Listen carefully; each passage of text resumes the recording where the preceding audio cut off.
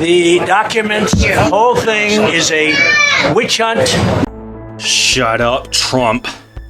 Shut the hell up now. It's not a political witch hunt, and you damn well know it. Although I will concede that it is a political bitch hunt. And you're the bitch. What's up, guys? Acerthorn here, and this is Purple Politics.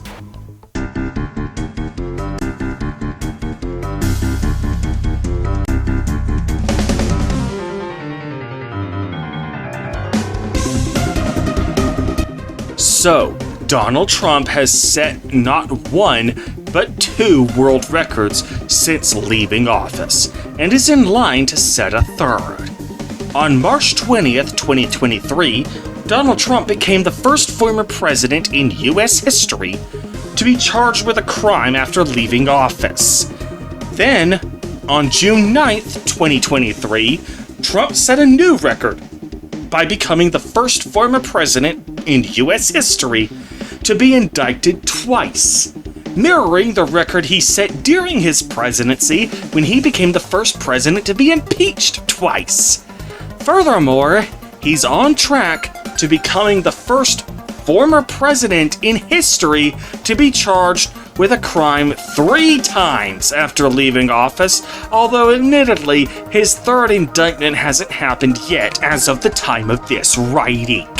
In response to these allegations, Trump typically has a handful of canned responses that he repeats on a loop, typical of a doll with a pull string in its back.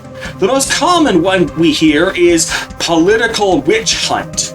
Basically, he's accused of being targeted by the Democrats for persecution simply for the crime of being a Republican president. For many conservatives, they believe this nonsense, primarily because they exclusively follow conservative media and, therefore, never hear any ideas or arguments outside of their conservative echo chambers. Just about any idea can sound reasonable when one side is able to control the message to the letter and nobody ever challenges them. And before anyone thinks I'm getting finger pointy, that goes for the liberal media as well. Remember the name of this channel, Purple Politics. I'm not fully blue and I'm not fully red either.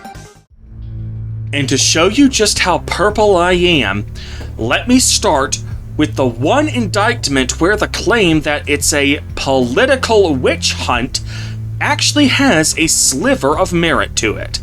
Not a lot of merit, mind you, just a sliver, and that is his election fraud indictment in Manhattan. In that case, he is accused of embezzling election campaign money to pay a bribe to a porn star to not reveal that she was his affair partner.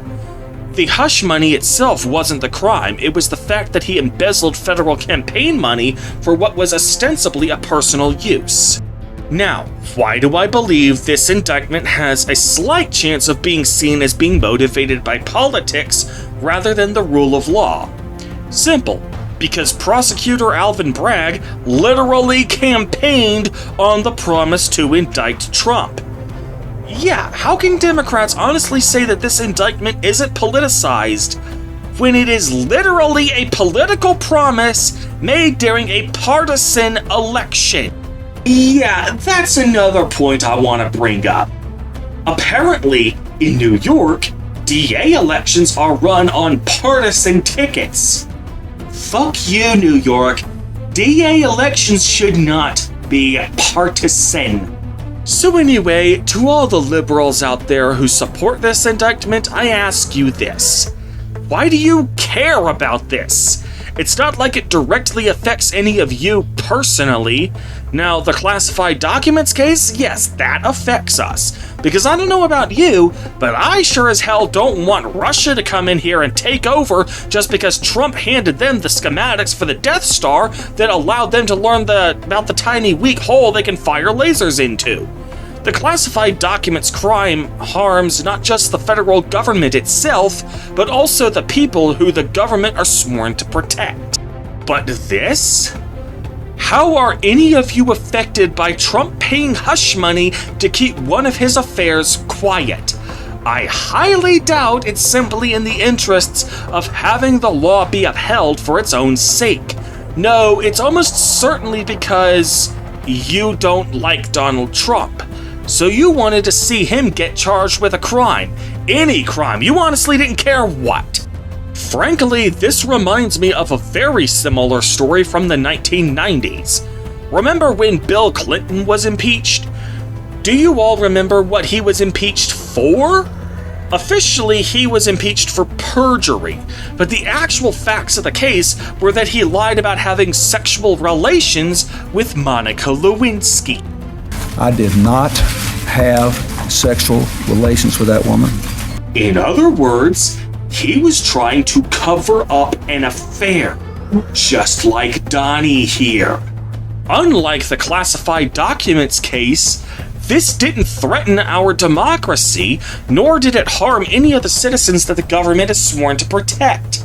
So when Clinton got hit with articles of impeachment, Democrats were all like, "Oh my God, who the hell cares?"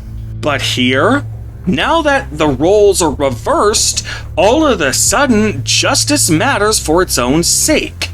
Frankly, both sides of the aisle make me sick when it comes to the blatant hypocrisy that they honestly can't see because they've become so entrenched in their respective echo chambers. Both sides are just too far gone. Now, the federal indictment regarding the classified documents, on the other hand, hell no, that is absolutely not a political witch hunt. In fact, given the seriousness of this crime, I would honestly call partisan bias if he wasn't held accountable for his crime. First of all, like I said earlier, this time around the people of the United States, not just the federal government itself, have a reason to care about this crime, because it puts us at risk of having our lives upended by totalitarian invaders. Of course, this only really matters if Trump actually committed the crime.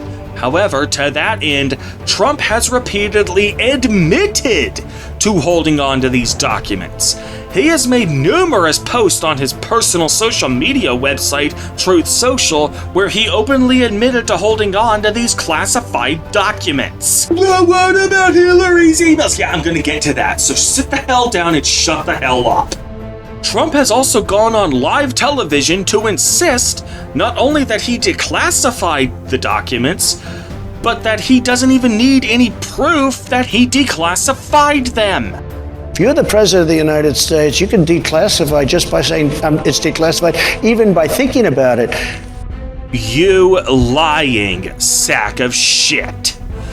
That is not how declassification works, and you damn well know it. This has to be the most flagrant lie that Trump has told about how the law works since his claim that vote counting has to stop on Election Day. But even barring that, there's evidence that Trump has admitted on tape that he didn't declassify the records when he had the chance, telepathically or otherwise. So no, Trump is absolutely guilty of retaining these classified documents, and he intended to use them to compromise the national security of the United States.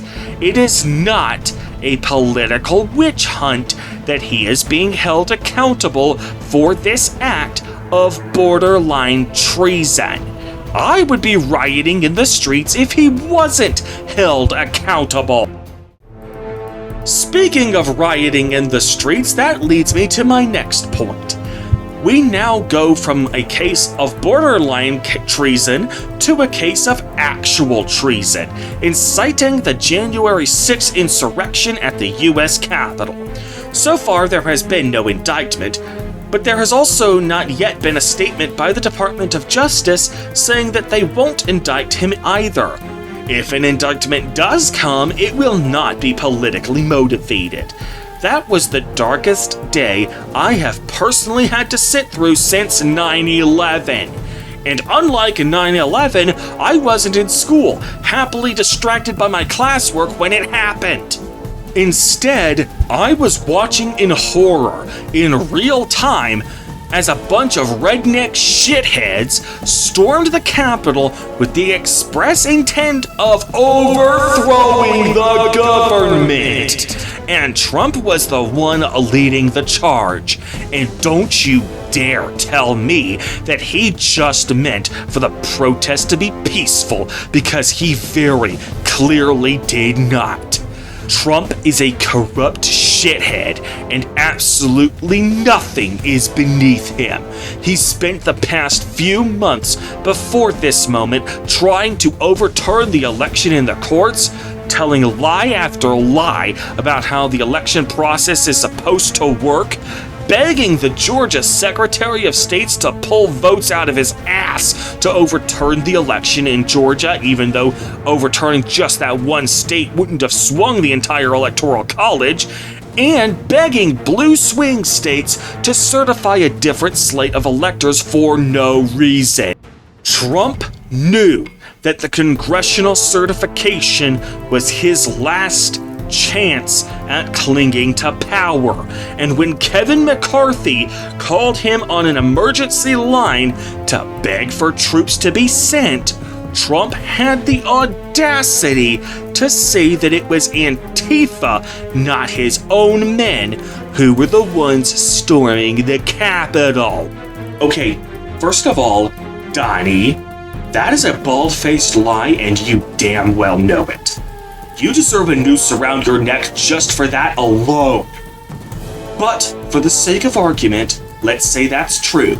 If it was Antifa, if they weren't your boys, that only gives you less of an excuse, not more, for why you didn't send in the troops at the first sign of violence. You lying, corrupt, soulless excuse for a human being.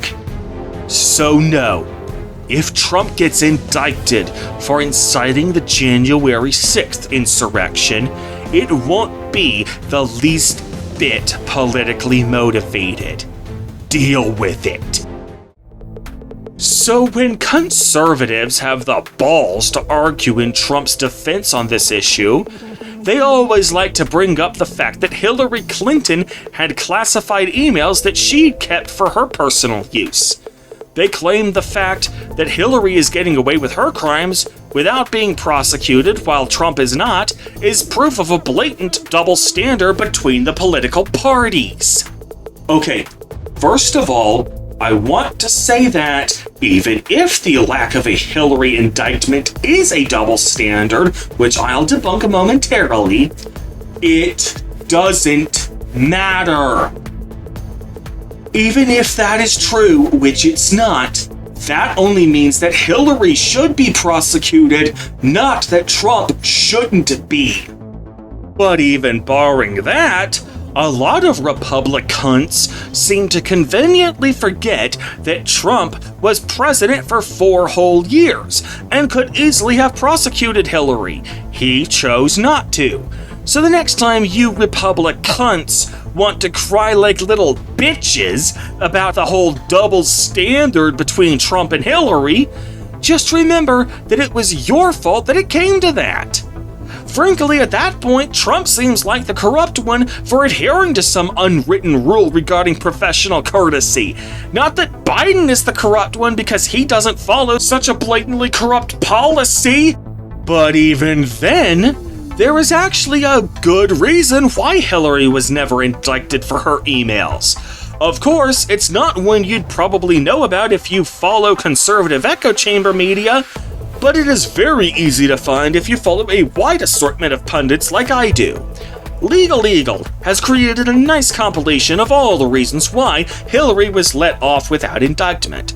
So unless and until someone provides a genuine rebuttal to each and every point, not just some of the points he makes, but literally every single last one of them, then I am not interested in discussing this so-called double standard further when the matter is already dead and buried. Now, as for the other double standard, Hunter Biden's slap on the wrist regarding his alleged tax and gun crimes, once again, the fact that conservatives complain about this is just proof that they are the ones truly going on political witch hunts looking to charge Democrats with literally anything they can find. First of all, we have to remember that the prosecutor who struck that deal was Trump appointed. Let me repeat that, just in case it didn't go through some of you conservatives' thick fucking skulls the first time. The prosecutor who struck this plea bargain with Hunter Biden was Trump appointed. And if you don't know why that's so important, go ask mommy. But setting that aside, what exactly was Hunter Biden prosecuted for? Bringing a firearm across state lines without declaring that firearm, and also for not paying taxes on that firearm. Not having the firearm in the first instance, but simply not declaring it. Seriously? Are you seriously saying that is as serious of a crime as intentionally and maliciously stealing top-secret military documents and conspiring to sell them to America's most powerful enemies in order to sabotage our federal government and bring in Russian fucking invaders? Do you even listen to what you say out loud? You know, back in 1999, Columba Bush, the wife of then-governor of Florida Jeb Bush and sister-in-law to future President George W. Bush, was caught smuggling $19,000 worth of jewelry in the country without paying import duty. In other words, essentially the same crime that Hunter Biden pled guilty to. She also got a fine and no jail time, and Republicans don't appear to be raising a shitstorm about that. Then again, that was Republican nepotism, not Democrat nepotism, so I suppose that's A-okay. Now sure, there are also allegations that his laptop contained records documenting him transporting both prostitutes and drugs across state lines. Those are definitely crimes that are a bit more serious. However, if you actually followed an assortment of media instead of just the conservative echo chambers, you'd know that the reason he wasn't charged isn't because he's the POTUS's son, but because the laptop had shown clear evidence of tampering and planting evidence. Two different forensics analysts looked at the laptop and both agreed that the lack of a clean chain of custody meant it was impossible to determine that any of the incredibly damning evidence that the conservatives never shut the hell up about actually came from Hunter himself. That, ladies and gentlemen, is why Hunter was never charged with the drug and prostitution charges. Not because of Democrat nepotism. But of course, in all of this bickering, there's one thing that everyone seems to be overlooking. In all of this controversy surrounding nepotism and accountability and corruption and political witch hunts, there's one factor that nobody seems to be willing to address. Why is it even a possibility that Trump's indictments might be political witch hunts? Shouldn't the criminal justice system already have enough checks and balances in place that it should be impossible to get away with this kind of political witch hunt to begin with? Forget whether Donald Trump, Hillary Clinton, Hunter Biden, Columba Bush, or anyone else should be held accountable for their crimes. What about prosecutors and judges? Where's their accountability? Of course, both Democrats and Republicans like to sweep this lack of judicial and prosecutorial accountability under the rug because they both understand that it serves their corrupt interests in the majority of cases. I'll be going into more detail on this in the video being uploaded alongside this one, The Myth of the Rule of Law. But to briefly summarize, prosecutors and judges can get away with blatant corruption. Sometimes they don't even have to hide it. They often do it openly, simply because there's no punishment for engaging in blatantly corrupt and malicious activity on the bench. Judges can convict people who've never entered a plea and never gotten the chance to argue their case in court, and there's no punishment for the judge doing that. Prosecutors can not only suppress exculpatory evidence, but can also actively make up evidence they know full well to be fake, or manipulate witnesses to testify to what they want rather than what the witnesses know to be true. And the worst that will ever happen to them is that the judgment will be overturned and the innocent man will be set free, often literally decades later. But as far as the corrupt judges and prosecutors being punished for their corruption, forget about it. Even Aileen Cannon, the judge in the Trump case who had previously given Trump a political favor by pulling some law out of her ass to justify putting a stop to the federal investigation of the Trump in the classified documents case, was never actually punished for her blatant political favoritism. The Judicial Discipline and Disability Commission for the 11th Circuit threw out the complaints against her, claiming there was no evidence of bias, even though anyone who can read and write at an adult level could tell you that she was just making up the law as she goes along in order to throw a political favor to the president who appointed her. So if you really want to stop this so-called political witch hunt, if it even is one, what we really need to do is stamp out the corruption in the prosecutorial and judicial divisions of our government. Whenever judicial or prosecutorial corruption is uncovered, we shouldn't just overturn the conviction and leave it at that. We need to actually punish the corrupt shitbags whose corrupt shitbaggery led to these false convictions in the first place. So, in conclusion, while the allegation that Trump's indictment in Manhattan is a political witch hunt might have a scintilla of merit to it, his constant crying of witch hunt with regards to his federal indictments are absolute nonsense. It would be blatant political favoritism if he wasn't held accountable for his crimes then. Hillary and Hunter Biden were let off easy because they didn't actually commit any serious crimes that necessitated jail time, whereas Trump did. Simple as that.